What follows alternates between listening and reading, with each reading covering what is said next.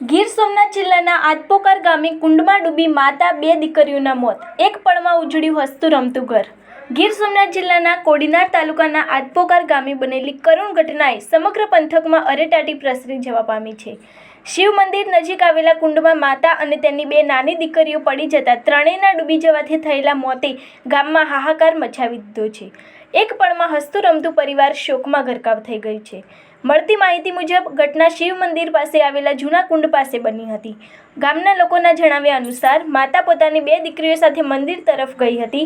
તે દરમિયાન અચાનક કોઈ કારણસર ત્રણેય કુંડમાં પડી ગયા। કુંડ ઊંડું અને ખુલ્લું હોવાથી બહાર નીકળવું મુશ્કેલ બન્યું હતું। આસપાસ કોઈ સુરક્ષા જાળી કે રેલિંગ ન હોવાને કારણે અકસ્માત ગંભીર સાબિત થયો હોવાની ચર્ચા છે। સ્થાનિક લોકોના કહેવા પ્રમાણે બંને બાળકીઓ પાણીમાં ડૂબી જતા સ્થળ પર જ તેમનું કમકમાટીભર્યું મોત થયું હતું।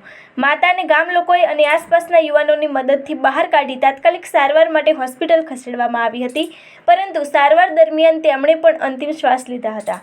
હોસ્પિટલના કોરિડોરમાં પરિવારજનોના આક્રંદે હાજર લોકોને પણ આંસુ આવી ગયા હતા।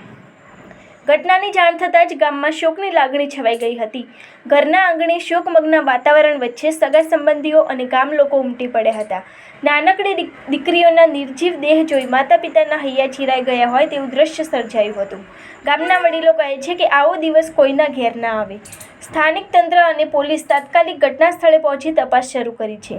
પ્રાથમિક દ્રષ્ટિએ આ દુર્ઘટના અકસ્માત હોવાનું માનવામાં આવી રહ્યું છે। તેમ છતાં સત્તાવાર તપાસ બાદ જ સમગ્ર હકીકત બહાર આવશે। આ ઘટનાએ ગામમાં સુરક્ષા વ્યવસ્થાની ગંભીર ખામી સામે લાવી છે। ખુલ્લા કુંડ અને પાણીના સ્ત્રોતો આસપાસ કોઈ રક્ષણાત્મક વાડ કે ચેતવણીના બોર્ડ ન હોવાને કારણે ભવિષ્યમાં પણ આવા બનાવો બનવાની શક્યતા નકારી શકાય તેમ નથી। ગ્રામજનો તંત્ર પાસે માંગ કરી રહ્યા છે કે તાત્કાલિક કુંડની આજુબાજુ સુરક્ષા જાળી લગાવવામાં આવે અને યોગ્ય લાઇટિંગની વ્યવસ્થા કરવામાં આવે।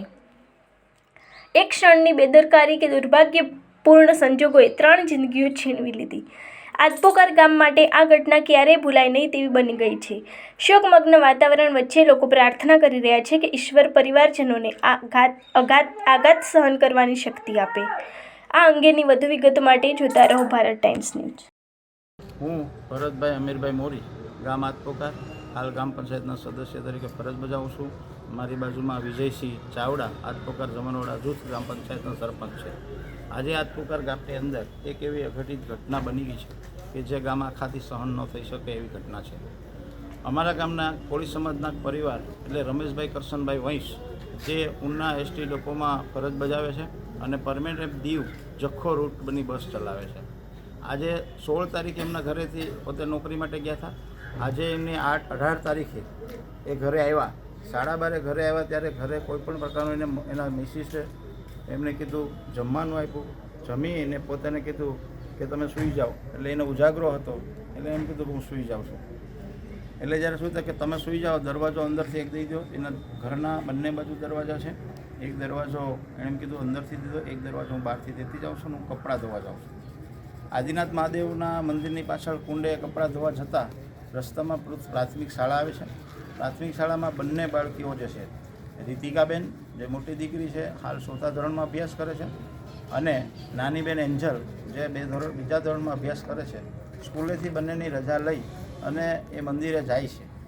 મંદિરે જતાં ત્યાં જઈને કપડાં ધોતા ધોતા કોઈ પણ આવી રીતની ઘટનાઓ બને છે કે જેને કારણે એક દીકરીની લપટતા બીજી દીકરીના મમ્મીને બચાવવા જતાં ત્રણ આદિનાથ મહાદેવની પાછળ આવેલા કુંડમાં એમાં ડૂબી જાય છે।